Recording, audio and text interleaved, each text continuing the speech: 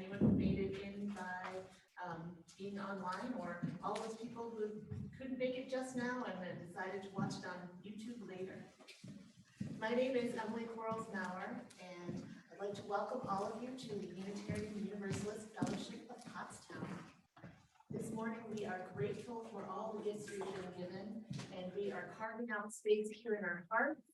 We have space in this lovely facility, and we have space out there in the interwebs for us to get together and to create community. We have music this morning played by the lovely Carly Schau. Justine Braun is back there doing our tech for us. Thank you so much.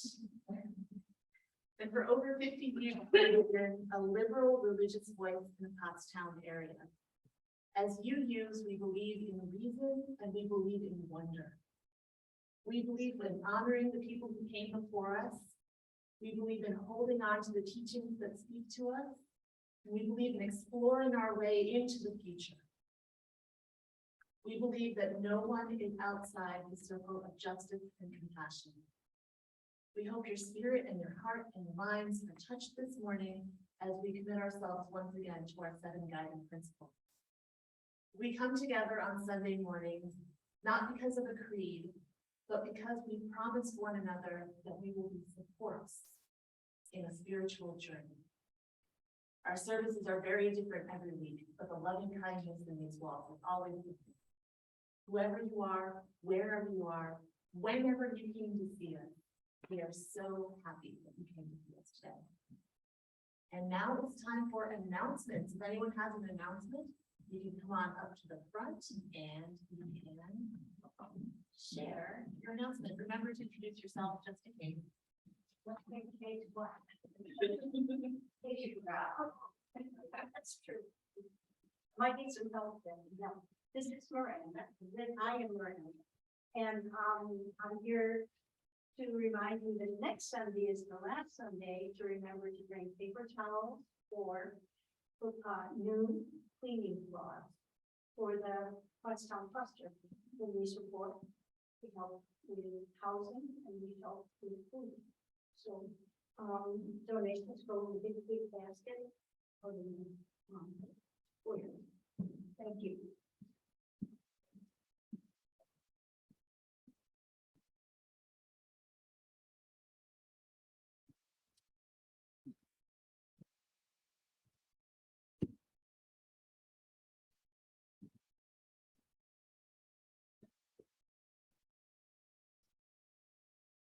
We light our chalice this morning in the spirit of play.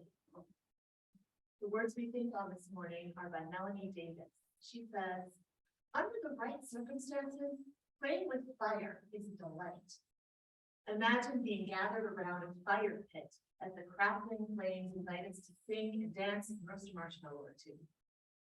Our chalice also invites us to play, although playing with ideas rather than marshmallows. Not quite as tasty, but pretty filling or helpful.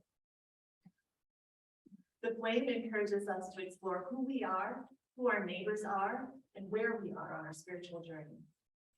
Today, we are lighting our chalice in the spirit of play. Let us trust this light to guide us in this hour and in the days to come, finding joy along the way.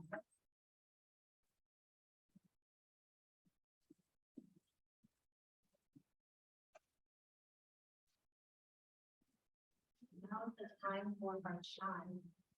So even in this time when technology is vital in connecting us, it can also distract us. So everyone can remember to put your technology into worship mode. And then once that's done, take a nice deep breath. Release all those hairs and settle more firmly into your body and listen to the chime. It's amazing how long it rings.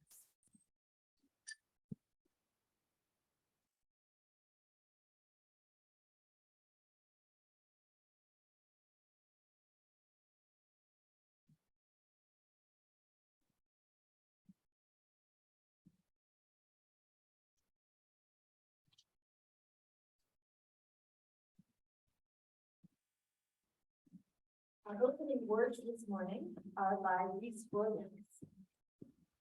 Spirit of life, come to us to break down barriers, to widen horizons, to make us less judgmental. Help us to see a larger picture and a kinder conclusion, to love and let live, to embrace and forgive, to sustain and care. Help us to reach out to our better selves that we may love more, hate less, that we may care more, reject less, that bound together by understanding, we may sustain each other through trial and tribulation, through joy and happiness, through sickness and through health. Help us to be joined in common purpose of hope and fulfillment. Renew and revive us as we seek a common holy ground for one and all. Now we have our first hymn. It is number 128, For All That Is Our Life. If you have a hymnal, feel free. If you don't have a hymnal, words are right up here.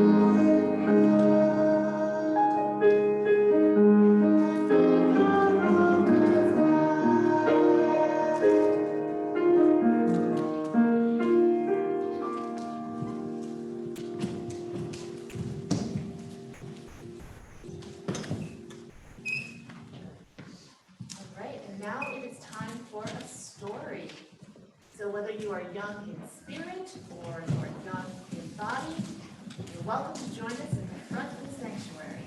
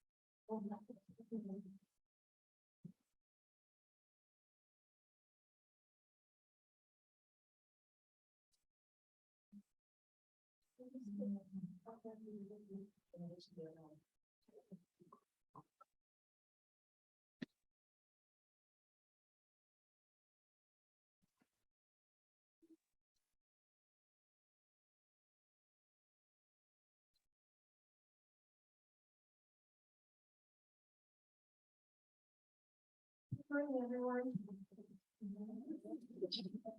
Is it on?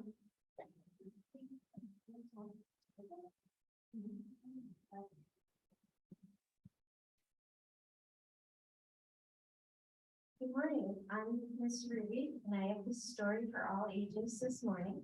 Our story this morning is called Judge Bugs, and it's from the website it's on YouTube, Latter-day Kids. It's a channel that the Church of the Latter-day Saints publishes, and there's some really good children's stories and videos on it. Next slide, please. Gabe the green grasshopper likes to hop. He practiced hopping every day, and he could hop really high.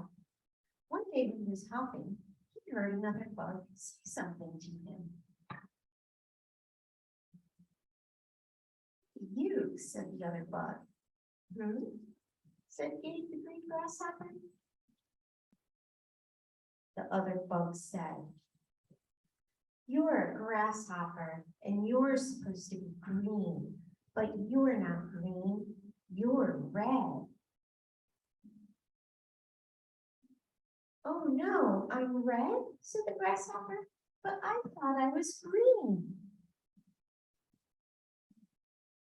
Nope, you're red, the bug said. Ha ha ha ha ha ha.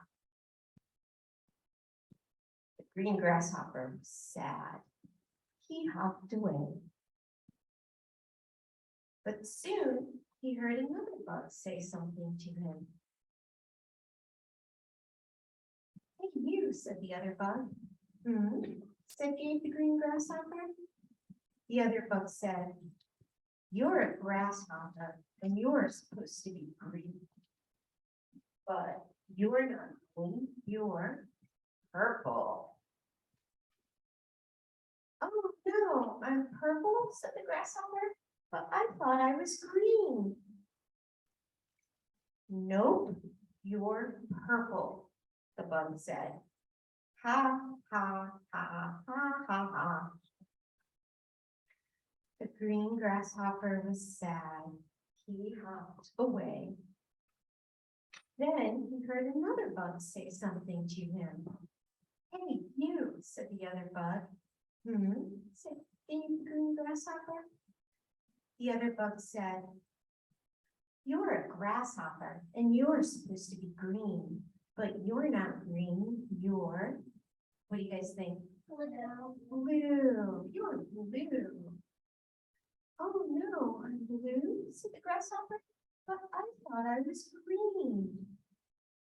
Nope, you're blue, the bug said. Ha ha ha ha. The green grasshopper was sad. He hopped away. When he got home, his mother saw that Gabe was sad. What's the matter? His mother said. I'm not green. I'm purple and red and blue, said Gabe.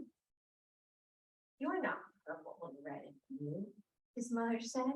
You're green, just like me. But the other bug said I was purple and red and blue, Gabe said. That's why we don't judge, his mother said, because we all see something different. Some bugs can only see red, some bugs can only see purple, and other bugs can only see blue. But God can see every color, and he knows all about you. So, listen to the voice inside yourself and not those other bugs. And remember, you can't see everything either. So that's why we need to love one another and don't be a judge bug. Said Gabe. And he smiled and he hopped away. The end.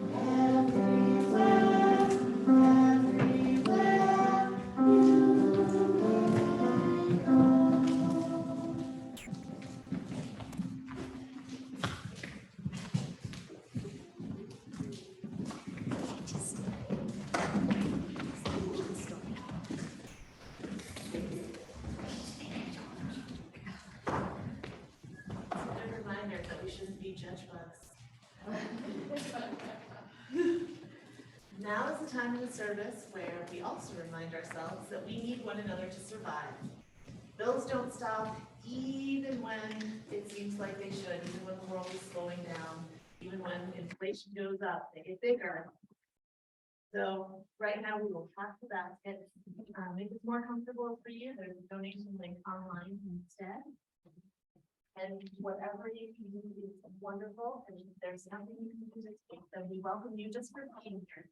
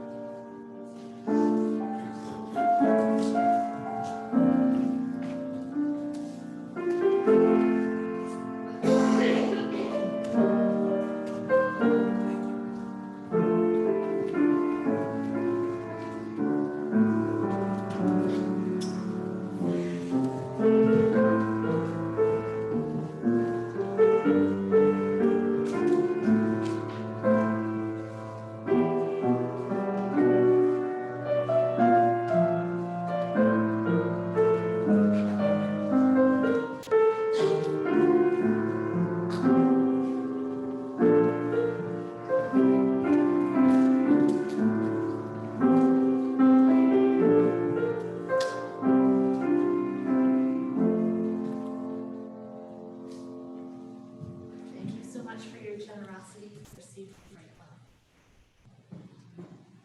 Our next item is a reading. This morning, our reading actually comes off of the Worship Web, which is that big UUA resource that has all the readings and webs, the reading, all sorts of cool stuff on it. This one is Where is God by Kenny Wiley. He writes, "The first time my heart felt broken, I went to church. When my mom died, I went to church. When I failed a class, I went to church. When I failed a friend, I went to church. When I felt like I failed at life, I went to church. I didn't go asking for forgiveness. I didn't go asking for salvation.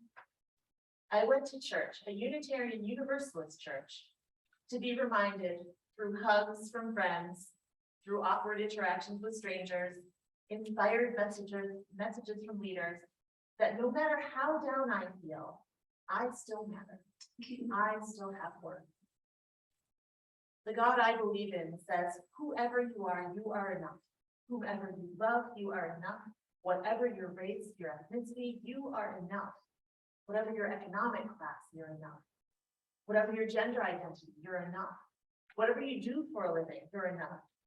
If you don't have a job right now, you're still enough. You are enough just being a human being. You are enough. My God says this when we come together, when we worship together, when we listen deeply to one another and love one another. This, I believe, is the God of our faith. My minister in college started the prayer with the same words every Sunday. I don't remember most of it, but I do recall that he used the word alone together. We experience life through our own lenses, just like those judge bugs, but we don't have to go it alone. I know too well the grieving loss of a parent is a long, exhausting road. I also know that walking along someone who's mourning can feel even more taxing. Being there for people is hard. And sometimes it's tough to work up the courage to talk to someone who's new or to be a new person. But I believe it's in those public spaces that God or the spirit of life truly resides. It may go against prevailing American individualism to say that we need each other. We need other people. I mean, we like to believe we can do everything on our own. But I believe the human spirit truly comes alive when we are challenged, prodded, and uplifted in community.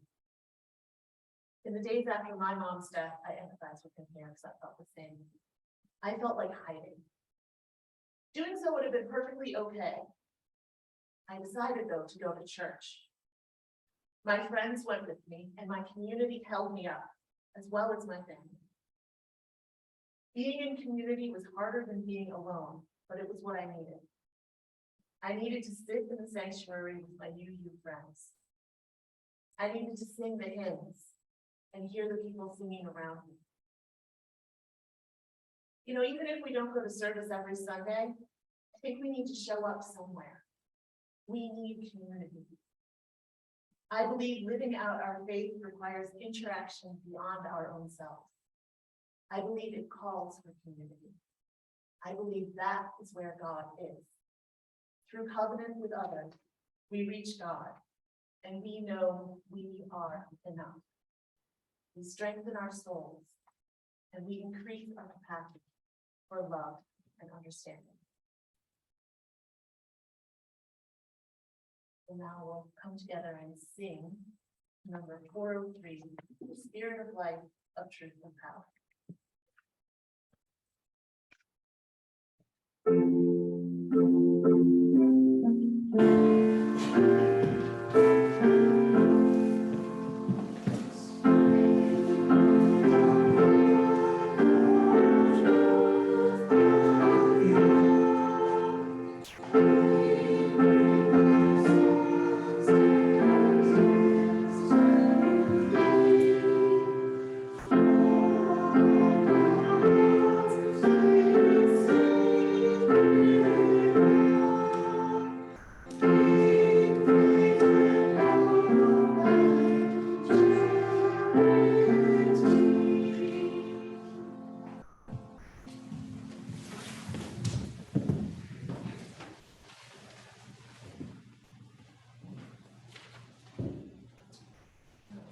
This sermon, halos and horns. So, since I started thinking about this topic, actually I'm going to stop sharing here just so that I don't have this giant thing across my screen saying, "You're sharing." Yeah, I'm sharing. Okay, that's good. Since I started thinking about this topic, I have had a Beyonce song stuck in my head. It's called Halo. I don't know if you've heard it. And you know, this is a pretty difficult song for me to get stuck in my head because I only know the one phrase.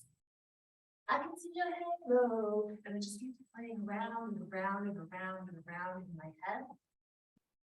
And I wish that I could tell you that having Halo stuck in my head meant that I was like seeing some kind of musical video representation of all people's good deeds as halos around their heads as they're like walking down the street. But that's not what I'm seeing. I'm not catching people doing the right thing or noticing the door holders and the traffic law abiders. I'm not noticing the excellent customer service at the Starbucks. Actually, I didn't do that. Or the efforts to make a stranger feel welcome at the dance studio. It's just a song and it's stuck in my head. And when I walk through the world with my busy parent lenses on, I'm not stopping to look at anyone's halo any more than I'm keeping myself from noticing people's horns.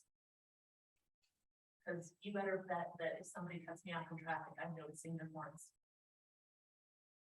The halo effect, which is sometimes called the halo bias, it's a term from psychology. The website Simply Psychology has a great article written by Ayesh Pereira, which includes a history and definition section for this term. The halo effect was actually first noticed in 1920 by an American psychologist named Edward Thorndike. He reported on it in a study called A Constant Error in Psychological Ratings. Now, Thorndike's experiment was pretty simple, and this description of the study comes from a combination of articles on Think Insights and Semantic Scholar. So what Thorndike did was he took a pool of commanding officers in the Army, and he gave them names and pictures of the recruits that were under them. And then he had the commanders just rate the recruits. He had them rate on four different things. Now, that doesn't sound revolutionary. You know, my husband's in the military, he fills out evals every year, right? But these evals were a little different from the ones that they use today. So the criteria that Thorndike was asking to have evaluated were leadership potential, character, physical appearance, and intelligence. Now, Thorndike noted that soldiers who were rated highly in one area tended to be rated highly in all the areas. And vice versa, if they were rated low in one area, they tended to be rated low in all the areas. Despite the specific instructions to the raters that they should, look at each thing independently. And the correlations were varied from what objective reality would have said. So if they had, tests that went along with these evaluations, well, the tests and the evaluations would not actually match that one. Now, Thorndike also studied in 1915, a little bit before he did this study, 2 industrial corporations where they had managers who were rating people under them. And he noticed the same type of deviation. He noticed that even when people are instructed to rate an individual on specific characteristics, raters are far more likely to give scores based on general global impression. And this was in the 1920s. But yes, it has changed since today. Not much. Now, honestly, this shortcut, just one thing kind of globally making something look good, is the kind of thing that advertisers exploit when they slap a fat-free label on a bag of cookies. It's fat-free, it must be healthy, right? Or when they label their hand sanitizer gluten-free. Now that label makes that product sound so much healthier, even though no one should be heating their hand sanitizer. So why does it matter if it's gluten-free? You might not notice if you are painted with the halo effect. I mean, if you're surrounded by the halo effect, you're given cordial treatment. You're given the benefit of the doubt. You're given second chances. These are probably things that you don't notice if they're present. They're probably most notable in their absence. The halo effect, when applied to other people, sometimes that can be great, sometimes it can be fine.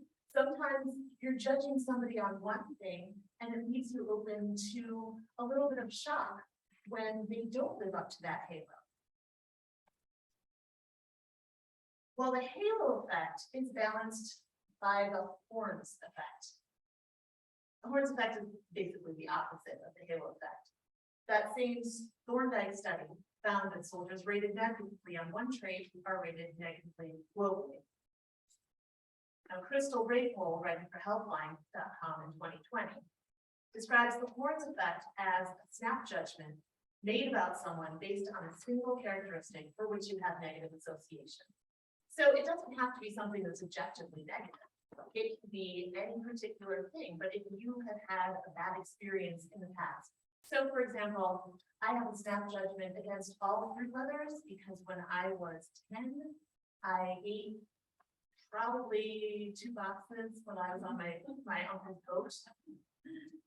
Let's just say eating 2 boxes of fruit roll-ups on a boat is not a great idea. And my uncle's boat was not happy afterwards. Yeah, but that assumes that you're not below decks.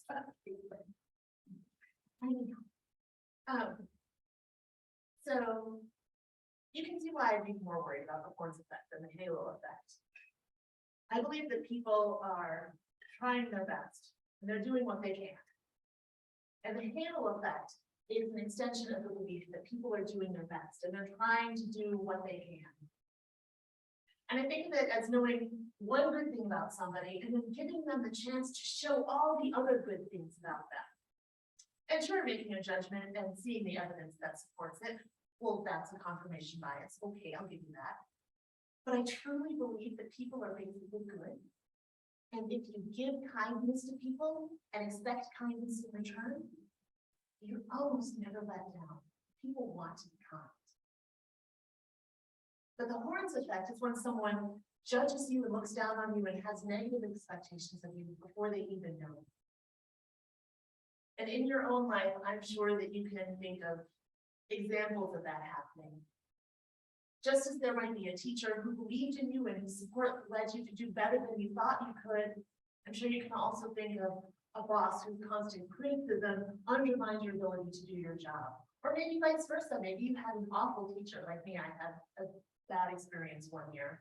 And maybe you had a great boss, I have a great boss right now.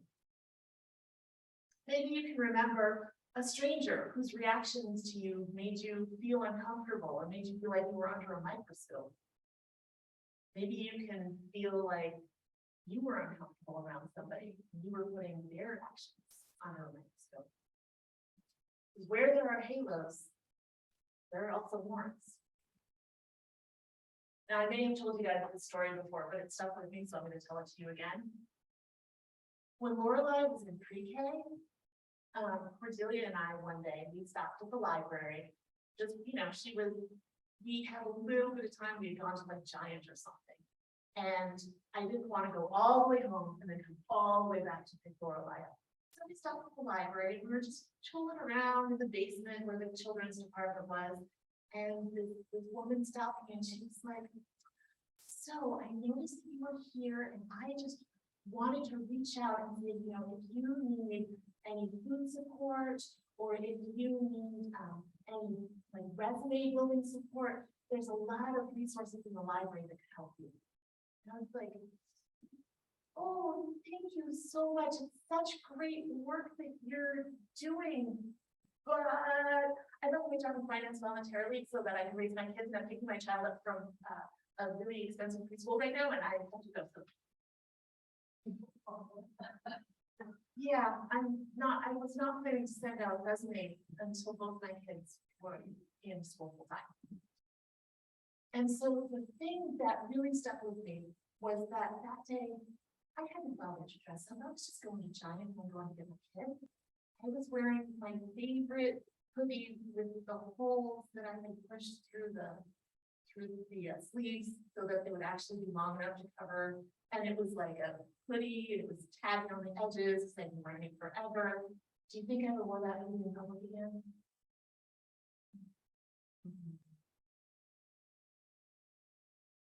That's an example of a time when I was surrounded by the horns effect.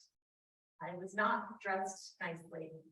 And I was out and about at a time when many people were at work and with only good intentions, and I truly believe the best of intentions, someone made an assumption about me and about my work ethic and about my social economic status. And I'm sure that the moment I opened my mouth, she realized that she had made a mistake, and I'm sure she was embarrassed as I was. And I'm sure that this is a benign example. No harm, no foul. No one did anything that was anything that could have harmed anyone. But I'm also sure that not all examples are benign. And I can go into a lot of not benign examples, but we don't need a recap of the news. No one needs to be that depressed this morning. So we all know I listen to a lot of NPR. And I came across this conversation between NPR's Emily Kwong and the author of the 2020 book Sway by behavioral scientist Pragya Agarwal. Sorry, I just butchered her name. Sorry, Pragya. The introduction to the audio story, What Science Has to Say About Unconscious Bias, reads, the human brain can process 11 million bits of information every second. But our conscious minds can only handle 40 to 50 bits. So our brains sometimes take some cognitive shortcuts that can lead to unconscious or implicit bias. And that has serious consequences for how we perceive and act towards other people. So let's think about that. Way more information comes into us every second than we could ever hope to. In the podcast, Agarwal reminds us that our brains are actually built for bias. We don't have the physical capacity to attend to every stimulus. As Agarwal puts it, the processes our brains use to create bias are innate. But just because our distant ancestors had to compete for scarce resources in a world where every moving shadow could contain something that would keep them, and every stranger could be a plague bearer from an enemy tribe that wanted to knock them down, That doesn't mean that we can excuse our present day behaviors based on those trends. Sure, our brains are wired for bias. When we have to make snap decisions, we make them with what she calls system one, which we sometimes call a gut instinct. Now, these are decisions that are made in a rushed manner, and only our amygdala, the part of our brain that processes like emotion, especially fear, as well as facial and social recognition. So our emotional center makes these decisions. Like the amygdala seems to be where we store our templates for stereotypes. We all want to believe we're fair-minded, but we all live in a world where messages surround us constantly. No matter how vigilant we are, there are 11 million data points that we don't even notice. We have 50 we can attend to. We only attend to the smallest fraction of what we're exposed to. And like a sponge, we're absorbing everything else. As Agarwal says, there's no amount of training or testing that can cure us of being surrounded by data points that we don't notice. We can only do so much about that sea of culture we're swimming through. But what we teach our brains, those 50 things that we choose to attend to, those things are up to us. So what can we do about it? Now, Agarwal mentioned system one decision making. System one decision making, snap judgments from our amygdala, are thrown off by some simple things we experience every day. So researchers call this HALT, H-A-L-T. So we make our snap judgments every day, and they can be more negative if we are hungry, angry, tired, or late. You got it. So your system one decision making could be impaired. For example, a 2011 Wired article by Kate Shaw reports on a study that found parole is denied more often in cases occurred right before a snack or a lunch break than right after. So the judge is hungry. Sorry, you're going back to work. Now there's another system we can use to make decisions. That's sometimes called a system two. System two decision making is conscious and it's controlled and it's driven by reason. System one thinking may have allowed humans to survive, but system two thinking is what causes us to thrive. If you just see like that there is, I don't know, a big heavy weight that you have to move and you get mad at it and just push it and push it and push it, well, how different is that from thinking about it and sticking a wheel underneath it and rolling it? So we need both. We need to be able to make those snap judgments to survive, but we also need to be able to make those reasoned judgments to think our way out. System two, science and philosophy and religion, those are all system two kinds of things. They're pondering some big questions in life. Matt Gratwich, writing for Psychology Today, points out we need to use both systems in decision making. If we extensively study all of our decisions, we'll be paralyzed. I mean, we don't need to stand in the dairy aisle for 30 minutes debating different kinds of organic whole milk. We can just pick one, and it's probably not going to be a bad decision. In some cases, making a confident decision and moving forward is the best course of action. But the point is to make sure that you're not confident about the wrong things or for the wrong reasons. When you're making judgments about individuals, you have to remember that an individual is a constellation of traits. One thing that I am constantly reminding myself of is that somebody who votes for a candidate I would never support is not necessarily a terrible person. And I have to remind myself to recognize that. I have to use some of those 50 data points that I can actually attend to attend to the fact that they are perfectly nice in other ways. And if I meet someone when I'm hungry or angry or tired or late, I need to recognize that my patience may already be thin, and I may need to give them another chance. And honestly, the advice that Crystal Rayful gives at the end of her article may be the best advice. When you catch yourself giving someone horns instead of halos, ask yourself where the impression came from. What factors did you use? How many factors did you use? And look for evidence. Don't just look for evidence that supports what you think. Look to see if there's evidence that you might not be noticing that doesn't support it. We're scientists. We want to look for things that disprove our theories too. When decisions matter a lot, we need to take the time to make them. Deciding to rule a person in or out of the circle of compassion, I think that always qualifies as a big decision. We need to actively step out of our echo chambers and collect as much unbiased evidence as we possibly can. What about when we don't have time? What about when we are hungry and angry and and we need that Snickers bar?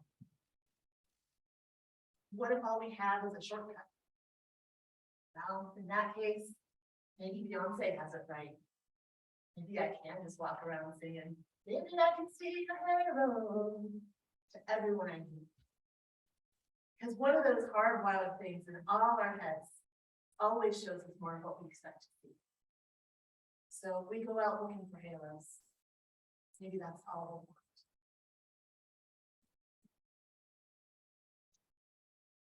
Now, let's join to sing. There's the wideness in your mercy. It's number 213.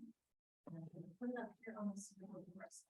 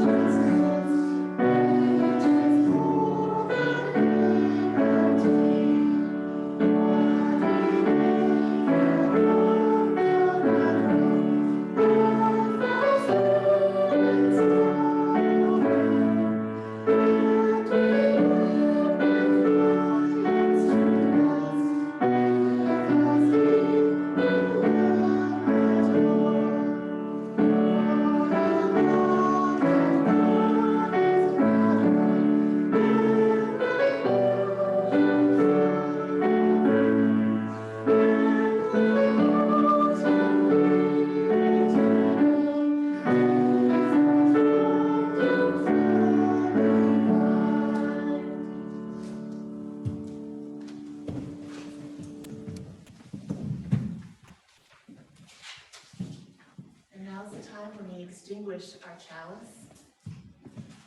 So if we'd like to read together, we extinguish this chalice flame, but not the light of truth, the warmth of community, or the fire of commitment.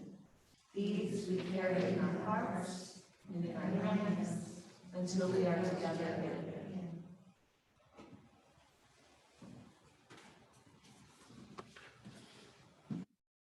As we close the recorded online portion of our service,